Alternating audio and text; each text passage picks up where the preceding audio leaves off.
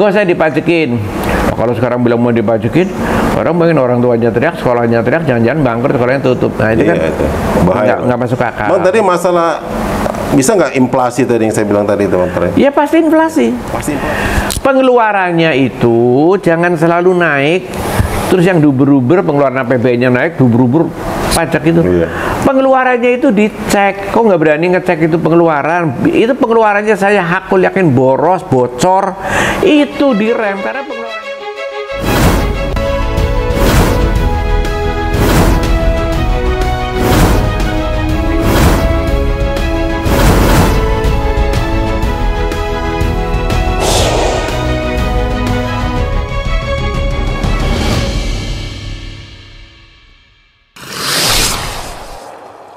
Assalamualaikum warahmatullahi wabarakatuh. Salam sejahtera buat kita semua. Jumpa kembali di Herman Kadut Channel. Kali ini kami tim Herman Kadut Channel akan diskusi, bincang-bincang masalah rancangan undang-undang perpajakan nomor 6 tahun 1993 yang akan dirubah, ya. Sudah ada rancangan undang untuk perubahan ini. Nah, di mana salah satu materi yang akan dikupas di dalam rancangan undang ini adalah masalah sembako akan dikenai PPN, dan rumah sakit biaya persalinan akan dikenai PPN, dan uang sekolah pun, biaya masuk sekolah pun akan dikenai PPN. Nah, dalam persoalan ini, bincang-bincang ini kami lebih fokus pada masalah sembako, di mana sembako ini menjadi heboh di kalangan sosial media akhir ini karena ada kesan pemerintah ingin memaksakan sembako dikenai PPN yang pajaknya antara 5 sampai 25%. Nah, di hadapan saya kali pagi ini telah hadir abang kita, Bang Fuad. Assalamualaikum, Bang. Salam. Salam warahmatullahi wabarakatuh. Ya, salam COVID-19. Bang Fuad ini adalah mantan menteri, mantan dirjen pajak, dan beliau adalah seorang ahli dan pakar karena doktornya beliau adalah bidang perpajakan. Bahkan juga beliau ini adalah seorang akuntan pabrik dulunya. Jadi kalau bicara pakar sudah tidak ragukan lah abang buat abang kita ini. Bang ya. Nah ini Bang, gimana Bang komentar abang masalah rencana pemerintah mau mengenakan pajak terhadap sembako ini, Bang? Bang, di undang-undang itu kan ada dia di pasal 4A gitu ya. Itu ayat 2 ada butir yang tidak dikenakan itu pajak pertambahan nilai, yang sekarang tarifnya sih 1 tarif aja 10%. Itu butir yang mengatakan dikecualikan itu sembako. Kalau di rancangan itu kan dihapus, tapi nggak ada penjelasan. Ya kalau nggak ada penjelasan ya berarti kan ya semua. Gitu kan. Tapi alhamdulillah barangkali karena reaksi publik begitu keras. Bahkan sehingga beberapa teman DPR juga agak menentang. DPR juga keras, ya, para pakar ya semuanya akhirnya saya lihat statement-statement pemerintah mundur lah paling nggak dengan mengatakan oh itu yang dikenain hanya beras premium import, gitu kan. Mestinya kalau mau kayak begitu harusnya di pasalnya butirnya itu dikatakan yang tidak dikenakan tetap koma kecuali, ya, gitu loh. Ini seperti kalau pertambangan bla bla kecuali batu bara gitu misalnya. Nah, itu mungkin nggak nimbulin begitu banyak masalah, tapi kan kata-kata kecuali seperti di batu bara itu kan nggak ada, gitu. Sehingga ya logis saja publik menafsirkannya hitam di atas putih. Yang diajukan ya memang belum tentu disetujui oleh DPR, kan dibahas di DPR, ya. Betul. Tapi ya tafsirannya mau nggak mau berarti sembako karena nggak ada kecualinya, nggak ada catatan apa-apa lagi di situ, cuma dihapus gitu. Begitu pula dengan jasa pendidikan, jasa kesehatan itu butir-butir itu kan dihapus gitu ya, orang menakutkan bagi masyarakat, ya kan? Nah sekarang kembali baru ditafsirkan, walaupun tidak sesuai dengan draft RUU yang masuk ke DPR gitu ya, tapi sudah ada penafsiran beras premium import. Lah itu berapa? Kita juga kadang-kadang importnya juga nggak seberapa sih kalau beras. Yang makan juga elit banner sedikit. Nah, kalau misalnya berapa orang lah itu, hasilnya itu juga cuma sedikit dari situ, itu ngerepotin administrasi. Karena dalam prinsip pemungutan pajak itu ada salah satunya adalah cost of collection, biaya pemungutannya berapa. Kalau biaya pemungutannya kemudian lumayan besar, sementara penerimanya juga nggak seberapa, buat apa itu bikin ribut aja, susah. Belum nanti mulai penyelundupan administrasi, kong kali kong, ini dibilang ini, beras ini dibilang ini, segala macam kan. Misalnya ada juga, oh daging itu akan dikenai, ini penjelasan semua datang belakangan gitu ya, tidak dari awal. Wagyu, ya saya bilang Wagyu, saya seumur hidup makan Wagyu baru sekali. Iya kan? Itu 150.000 kalau nggak salah sekilo. Iya, nah berapa itu apa namanya penerimaannya kan nggak simbang, cuman kerepotin Dijen Pajak saja kan, repot, kasihan, biaya administrasinya nggak imbang, pemasukannya nggak imbang gitu loh. Nah hal-hal seperti ini menurut saya selain membuat cuman keributan, gaduh, nah, kemudian ada yang nggak gampang bagi pemerintah, kemudian dia coba ngelas sini, ngeles sana, ngeles ini itu muter-muter. Ada dikatakan, oh pertamanya malah ini, nanti akan dikenakannya tidak waktu dekat ini, tapi setelah pandemi berakhir. Masalahnya itu bukan kapan akan diterapkan, sekarang musim pandemi, tidak musim pandemi. Ini masalah akan bagi rakyat, dikenakan sekarang ya repot, dikenakan nanti habis pandemi juga repot gitu loh. Ya kan? Jadi bukan pada kapannya, tapi masalahnya tetap akan menjadi masalah berat bagi masyarakat. Nah, publik sih sudah mengatakan nanti menimbulkan inflasi, menambah kemiskinan, menambah pendapatan rakyat jadi menurun ya. Dibilang juga itu hoax itu. Ya masa anggota DPR segitu banyak hoax, sampai ketua MPR saja minta rencana-rencana pemajakan sembako dan pendidikan dibatalin, kata ketua MPR. Masa hoax, semuanya hoax, pakar-pakar yang ahli-ahli itu masih dibilang hoax gitu kan. Itu belum dibahas ya. Memang kalau udah dibahas, sudah diketok, udah terlambat. Justru belum dibahas, ini harus dipersoalkan. Belum dibahas itu sekarang dipersoalkan. Jadi terima saja itu sebagai masukan. Pemerintah itu santai saja terima masukan, kasih penjelasan. Oh ya, masukan-masukan ini terima kasih kan, nanti bagus, nggak usah ada misalnya jangan menghasut, provokasi. Ini nggak menghasut, nggak provokasi. Kalau ada asap kan biasanya itu ada apinya, memang ada yang memulai siapa gitu melontarkan itu. Di lain pihak saya bisa memahami pemerintah memang penerimaan pendapatan negara dari pajak itu sedang terpuruk kan. Betul. Jadi gimana? Mungkin melihatnya dari, wah ini dari PDB sektor ini besar. PDB kan ada rinciannya, pertanian, industri, pendidikan, jasa-jasa. Wah ini kalau sekian buat dapat duit lumayan, mungkin begitu pikirannya, main segampang. Tapi nggak seperti itu. Kalau menimbulkan kegusaran publik, memberatkan kehidupan publik ya. Nah, diargumentasi lagi, ini kan demi keadilan katanya. Ya keadilan ini keadilan versi pemerintah atau versi rakyat kan bisa beda-beda. Tapi saya itu selalu begini loh, ngitung pajak itu argumentasinya bisa bersilat lidah ke sana kemari, semua orang berbeda-beda gitu. Tapi nggak ada barangnya, angkanya itu loh yang penting. Kalau tidak ada angkanya, itu bicara berbual-bual begitu percuma saja. Jadi gitu mesti ditanyain dulu, tujuannya apa, targetnya apa, itu mesti jelas gitu loh. Misalnya targetnya mau naiknya jadi berapa gitu loh. Itu harus ada kertas kerja dengan segala macam perhitungan yang rinci, yang bisa dipertanggungjawabkan. Ini nanti nih setelah diterapkan setahun akan begini, tahun kedua akan begini, tahun ketiga gini. Jadi itu akurat, bukan kayak apa namanya, maaf ngomong itu politisi asal ngomong misalnya, atau ya jangan, harus kerja benar profesional, karena pajak itu tulang punggung penerimaan negara. Nah, yang ngerjain ya tentu Menteri Keuangan dengan jajarannya harus bisa menjelaskan. Kayak dulu itu misalnya bikin tax amnesty.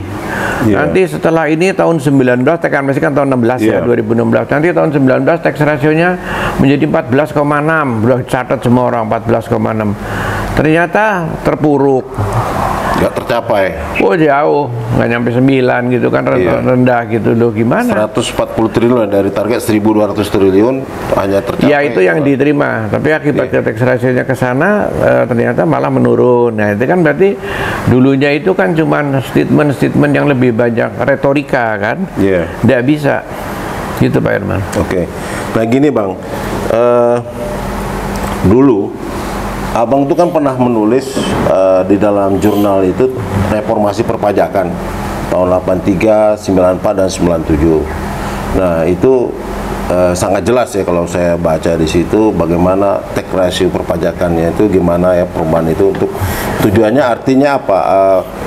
Target tercapai gitu loh. Target dalam perpajakan harusnya tercapai gitu kan dalam reformasi. Nah, kali ini saya nggak ngerti nih pemerintah ini gimana. Oh, kok apa yang di reformasi ya, kalau menurut ini kan ada reformasi perpajakan nih, kata staf khusus Justinus Prastowo itu bilang ini reformasi perpajakan, artinya apa nanti sembako mau dinaikkan ini segala macam, terus nanti itu yang hanya khusus nanti bidang apa pengabdian sosial, bansos itu akan ditingkatkan oleh negara gitu Bang.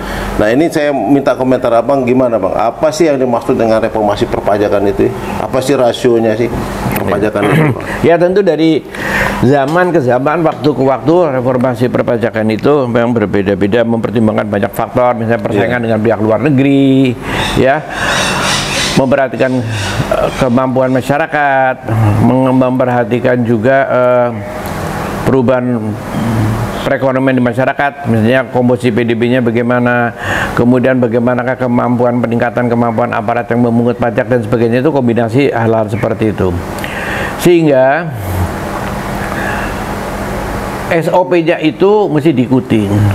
Jadi gini, kenapa waktu selama Orde Baru itu target penerimaan perpajakan ya itu selalu tercapai, selalu tercapai.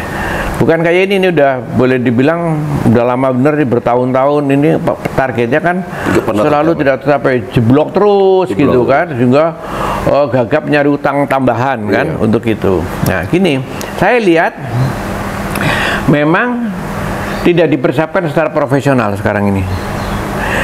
Dulu itu begini, kalau kita mau netepin satu kebijakan, kebijakannya adalah ini menjadi begini, ini menjadi gini, kita hitung. Sekarang sektor yang akan kita kenain itu baik sektor per sektor sampai nanti menjadi keseluruhan, penerimaan pajaknya sekian, oke. Kemudian kalau kita ubah pajaknya begini, nanti akan penerimaannya minimum kita harus hitung 3 tahun ke depan. Ya tentu ada faktor ini pertumbuhan, faktor itu kita hitung yang senarionya yang relatif konservatif, tapi mesti naik sekian. Setelah angkanya, kertas kerja angka itu ada, baru kita lontarkan itu gagasannya. Terus kemudian nanti di DPR kita mulai tuangkan kepada RUU, kan dibahas di DPR. Karena itu targetnya selalu tercapai. Bahkan umumnya melampaui. Dari dulu begitu, nggak pernah ada cerita pajak kurang. Nah ini saya lihat melontarkan gagasan mentah. Bahkan nulis RUU menurut saya masih mentah. Kertas kerjanya nggak ada. Ini diem-diem saya coba-coba tanya-tanya nguping-nguping, ini gimana sih kertas kerjanya mana? Kok jangan kayak dulu bilang tax amnesty mau naik tax rasionya, nanti malah jeblok gitu kan. Padahal ini kan tulang punggung penerimaan negara, sehingga harus tahu nanti akan tambah berapa penerimaan negara. Ini kertas kerja nggak ada. Hitung-hitungan nggak ada. Gitu loh. Nah ini kalau informasi ini benar, mudah-mudahan bisa jadi bahan koreksi juga untuk pemerintah. Saya tanya kenapa? Lah itu yang ngerjain BKF Pak, Badan Kebijakan Fiskal ya. Kalau betul seperti itu, pada kebijakan fiskal itu bicara makro, nggak bicara angka. Yang tahu angka-angka itu suruh ngitung detail itu mestinya Ditjen Pajak. Ditjen Pajak itu, ini kata orang-orang yang saya coba gali, nggak disuruh ngitung secara detailnya konsekuensi dari setiap kebijakan, nanti kesulitannya apa, karena dia melaksanakan kan. Dia seperti kurang dianggap. Yang membicarakan, saya kebetulan dulu pernah di BKF, saya juga pernah di pajak, tahu dua-duanya nih. Saya ada di situ. Jadi harusnya ini ada ide policy katakanlah dari BKF, Badan Kebijakan Fiskal, ya, dia mestinya minta kepada Ditjen Pajak, coba kalau begini-begini minta hitungan teknisnya, detailnya bagaimana.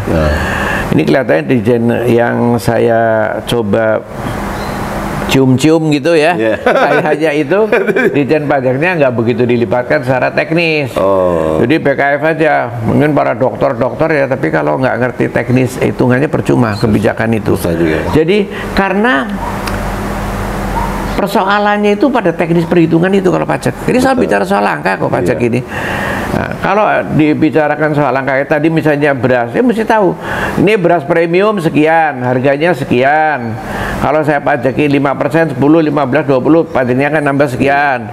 Nah, kira-kira ini apa, ada resources yang harus saya tambahkan apa enggak untuk mengut itu gimana? Terus point of collectionnya, misalnya Ibu Menteri barusan ngomong nanti yang di pasar-pasar tradisional, ada tuh kemarin 2-3 hari yang lalu saya dengerin televisi juga kemarin, tidak akan dipajaki. Terus saya cuma nanya aja, ya bagus, tapi itu dibilang di pasar tradisional. Lah nanti kalau dijualnya di pasar yang modern bagaimana? Itu kan teknis orang pajak yang laksanakan kesulitan nanti. Kalau di Alfamart, Indomart bagaimana, itu masuk kategori tradisional atau modern? Kalau supermarket yang gede-gede jelas modern gitu kan. Nah ini yang mau dipajak itu berdasarkan lokasi penjualan. Jadi kalau dimulainya pakai online di jalan bagaimana, nggak pakai ini gitu. Apa barangnya? Ini bikin statement ini di pasar tradisional tidak, itu harus dijelaskan. Kalau saya pikir bukan lokasinya tapi pada objek pajaknya, mau dipajaki apa tidak gitu loh. Kalau nggak dipajaki di operasionalnya itu nanti sulit kalau nggak jelas. Contoh-contoh seperti itu. Jadi kalau orang Inggris bilang itu the evil is in the detail. Jadi di situ problemnya. Jadi jangan sedikit-dikit bicara, oh itu soal teknis. Masalahnya di teknisnya. Itu kan karena nggak mampu, nggak bisa. Itu soal teknis. Lu masa di situ, kuncinya di situ, suksesnya di situ, teknisnya itu. Betul. Jangan sebentar-bentar. Kalau polisinya ngomong, semua orang bisa ngomong. Ya, apalagi ya para yang biasa jago ngomong, politisi, waduh, itu ngomongnya begini-begini. Gimana? Angkanya mana? Buktinya? Hitung-hitungannya gimana? Ini jadi presiden itu mantap, dan kalau pejabatnya sudah tahu angka-angkanya, dia bicara juga mantap. Iya, betul. Nggak ngeles sana, ngeles ini, nggak malah hitungannya, rasio hitungannya itu jelas gitu, Bang ya. Iya, ini nanti akan begini. Dan itu saya ngomong memang saya praktekin. Lama saya praktekin seperti itu. Memang berhasil kalau dipraktekin itu. Ini loh. Iya. Ini pajak akan turun tarifnya, tapi penerimaan negara tidak akan turun. Gimana? Nah, karena hitungannya begini. Oh iya. Sampai saya 2 kali, walaupun itu entah bercanda atau serius, bos saya termasuk almarhum Pak Ali Wardana waktu minta penjelasan sama saya. Pokoknya nggak kecape, nggak benar, kamu saya copot. Ya, copot. Ini kan nggak ada konsekuensi sekarang ini kan. Mau berhasil mau nggak ada konsekuensi, semuanya gitu loh. Dan DPR-nya juga kurang nanyain. Ini jaminan ya, misalnya Pak atau Bu, jaminan ya nanti sekian ya. Iya dengan asumsi ini begini ya. Asumsi, awas kalau nggak kecapai kan begitu. Ini nggak juga. Betul. Gitu loh. Jadi gini Bang, ini kan pemerintah ini kan alasannya jelas, COVID-19, pendapatan selalu kurang ini. Padahal daya beli masyarakat ini kan menurun nih Bang sekarang. Akhir ini kan sangat menurun. Nah, ini bisa nggak kedampak inflasi negara Bang? Iya, ini kan soal pandemi ini kan baru sebelum ada pandemi masalah-masalah yang kita bicarakan itu sudah ada. Tax ratio sudah turun, penerimaan pajak tidak tercapai, itu semua sudah bermasalah. Sebelum pandemi padahal. Sebelum. Datang pandemi jadi bagi mereka alhamdulillah ada kambing hitam. Yang bisa saya pakai. Udah semuanya hajar aja pandemi. Pandemi lagi jadi kambing hitam. Itu kan kalau dulunya bagus, semuanya sukses, kemudian sekarang turun. Sebelumnya sudah turun kok semuanya ini gitu loh. Jadi ini cuman ya kambing hitam yang datang belakangan gitu ya, dapat lucu-lucuan aja lah. Dia bisa, itu bukan alasan itu. Semuanya itu bisa dikalkulasi. Terang aja kalau misalnya, nah ada lagi nanti akan ada multi tarif juga. Saya bilang itu di PPN sebetulnya nggak gampang dan tidak banyak yang berani menggunakan multi tarif pajak pertambahan nilai. Karena apa? Nanti barang digeser-geser. Ini sekian dibungkus, ini klasifikasinya supaya masuk geser ke sini, geser ini namanya penyeludupan administrasi, kong kali kong lagi. Jangan juga, itu nanti bermasalah. Apalagi ini ya kalau pajak pertambahan nilai ada in and out. Tapi pemerintah juga mengatakan nanti sebagian akan difinalkan. Ya alhamdulillah kalau difinalkan itu udah sekian 1%, 2%, 10%, itu begitu. Itu nggak ada masalah seperti itu. Tapi secara umum saya ingetinnya di multi tarif harus dikalkulasi dengan baik karena tidak begitu umum pajak pertambahan nilai itu pakai multi tarif. Karena nanti ini barang ini misalnya kalau yang dari kulit sekian, lah kalau yang kulitnya cuma sedikit gimana, campurannya dikit, dikurangi dikit, oh ini nggak murni kulit, oh jadi masuk yang kategori ini misalnya. Pokoknya masyarakat itu nggak pinter gitu. Mendingan kebijakan itu yang disimpelkan sehingga gitu. Masyarakat memahami gampang gitu. Nggak tiap kali ribet. Dan jelas kayak tadi misalnya ya, jangan sampai mengatakan yang dijual di pasar tradisional itu jangan ngomong seperti itu gitu, karena barang yang mewah pun nanti dititipin di pasar tradisional atau sebaliknya nanti ya, belum tadi kalau tadi apa online segala macam ini itu ya, atau dijualnya nggak di situ Pak, dijualnya malah di jalan, wah di tengah jalan deliverynya gimana. Objeknya mesti jelas. Kalau bisa itu sumbernya pertama yang nggak bisa lolos. Kalau misalnya gini, minyak goreng, pabrik minyak goreng kan cuman berapa biji, udah di pusatnya situ aja itu. Kalau perlu taruh di pusat-pusat pembuatan minyak goreng, taruh dah orang pajak 2-3 seimbang tuh di situ, taruh di situ. Amerika modelnya gitu loh. Betul. Kantor pajak Amerika itu perusahaan-perusahaan besar selamanya itu ada orang pajak di dalamnya. Selalu ada. Nanti 3-6 bulan ganti, puter. Ada di situ, ditongkrongin, diliatin. Ayo, gitu loh. Kalau udah turun, barang itu turun dari pabrik mungkin turun pertama ke 10, 100, sampai ke konsumen itu udah berjuta-juta kan? Makin sulit itu. Gitu loh. Betul. Nah, administrasi kita repotan terus terang aja. Kita mau bikin nomor aja masih susah, masing-masing punya nomor, NPWP punya pajak sendiri, ini NIK punya penduduk sendiri masing sendiri. Belum kayak Amerika, satu nomor buat seluruhnya. Ya SIM itu, penduduk itu, urusan pajak itu, misalnya kan satu social security number kan. Betul. Kita kan belum. Jadi simpelkan aja. Kalau makin ruwet administrasinya bakal mahal. Karena prinsip pemungutan pajak selain tadi cost, biaya untuk mengungut itu, juga ada pentingnya memperhatikan point of collection, tempat untuk mendeteksi itu ada di mana gitu loh. Mesti jelas juga point of collectionnya gitu kan. Hal-hal gitu itu mesti diberi. Saya nggak melihat hal-hal begitu sekarang ini, semuanya itu kayak melontarkan balon aja dah. Tapi ada gunanya juga nih, bola melontar, pemerintah liar tidak. Sekarang swasta ngamuk, Muhammadiyah gusar, NU gusar karena jasa pendidikan swasta. Saya bilang awas loh kalau pendidikan swasta itu ditutup, lebih dari 50% orang nggak sekolah.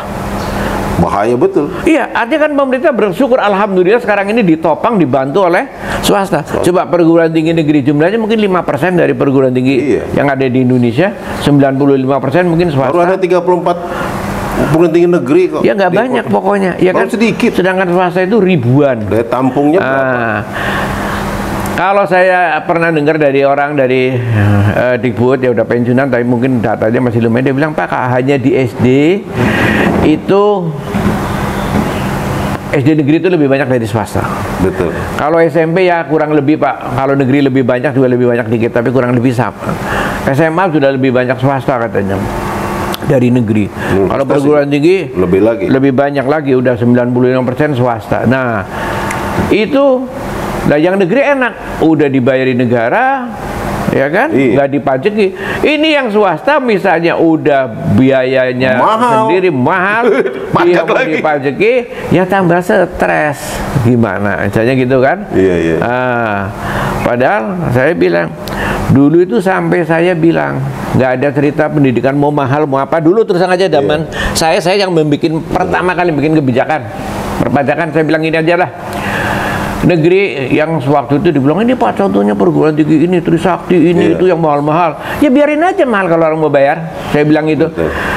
Ya kan ada pilihan yang mau murah, tapi nanti ini keuntungannya nggak usah dipajaki. Pokoknya asal tidak ada yang menggunakan untuk pribadi, tapi semuanya kembali ke pendidikan yang bermutu, dikembalikan, nggak usah dipajaki. Saya bikin kebijakan seperti itu kan, sampai sekarang masih berlaku sih. Kasih aja, mau yang mahal mau yang murah, yang penting kembali ke bermanfaat untuk pendidikan. Diinvestasikan kembali di situ, nggak usah dipajekin. Nah, kalau sekarang bilang mau dipajekin, orang tuanya teriak, sekolahnya teriak, jangan-jangan bangkrut, sekolahnya tutup. Nah itu kan nggak masuk akal. Bang, tadi masalah bisa nggak inflasi tadi yang saya bilang tadi, teman-teman? Ya pasti inflasi. Pasti inflasi itu. Pasti. Bang. Kalau itu akan menambah inflasi, karena bagaimana nggak inflasi? Misalnya kita anggap bahwa tarifnya 5%, 10%. Iya. Ya barang yang biasa dijual 100 jadi 110.000, ya kan inflasi langsung. Tapi juga sekaligus mukul penghasilan real masyarakat kan. Turun, terutama orang kecil. Gitu loh. Nah, apalagi ini sekarang kemudian kan jadi isu ya. Oh, kayaknya kalau yang gede-gede dapat fasilitas melulu.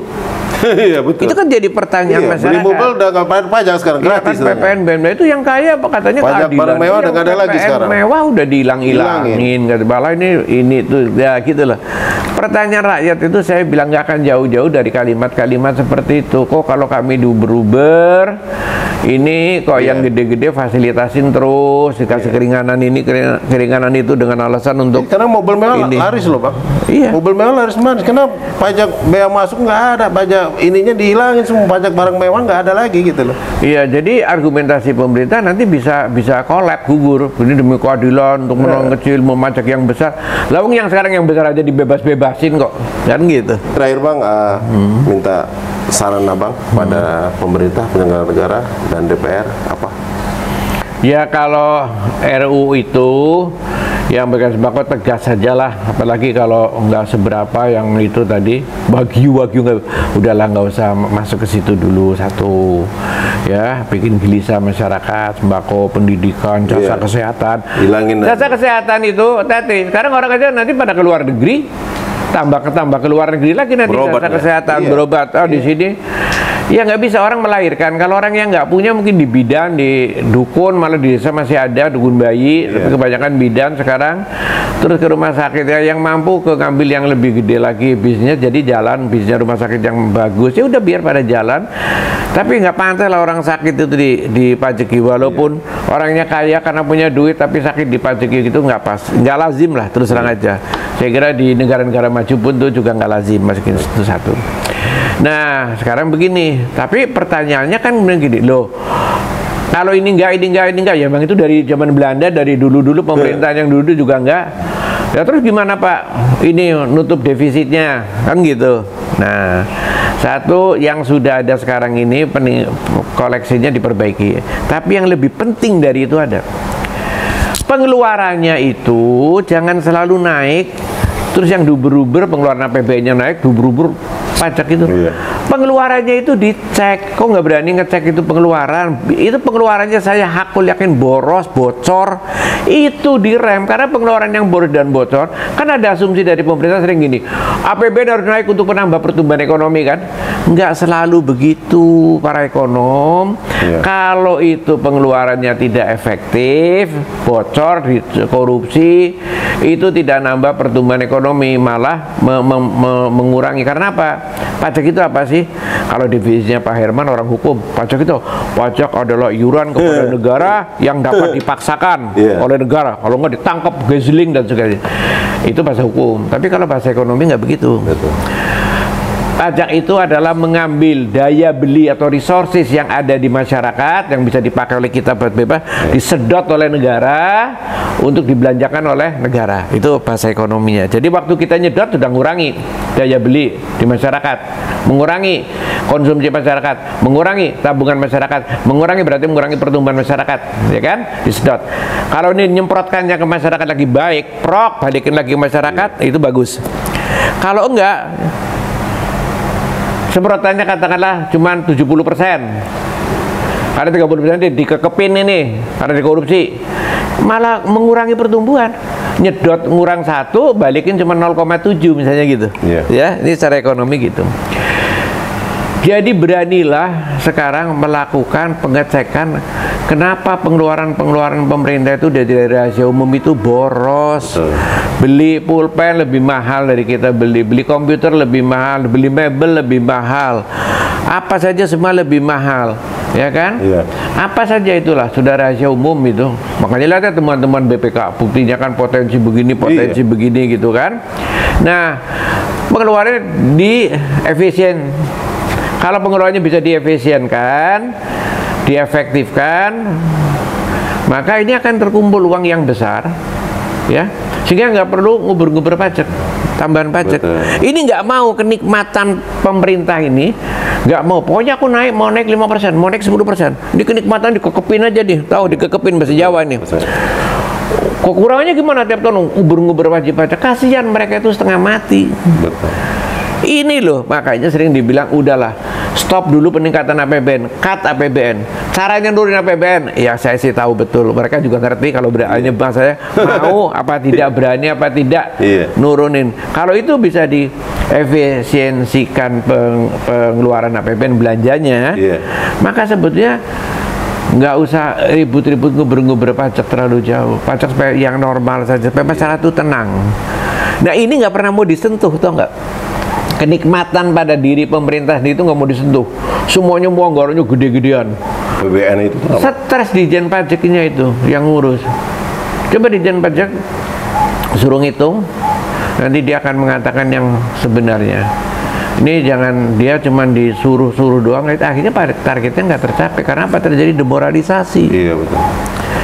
Ya, tapi kembali kesimpulannya adalah lebih libatkan Dijen Pajak dalam kalkulasi perpajakan. Semua pada polisi baru itu harus ada angkanya, dipertanggungjawabkan. Kalau enggak bilang, Dijen Pajak Menteri Keuangan lu, siapapun yang terlibat ini, kamu buat copotin semua. Mesti Pak Presiden ngomong begitu nih kalau nggak benar. Mesti tegas. Iya. Berani. Ya dulu begitu kita dicopot kalau kita nggak benar, nggak nyampe targetnya gitu.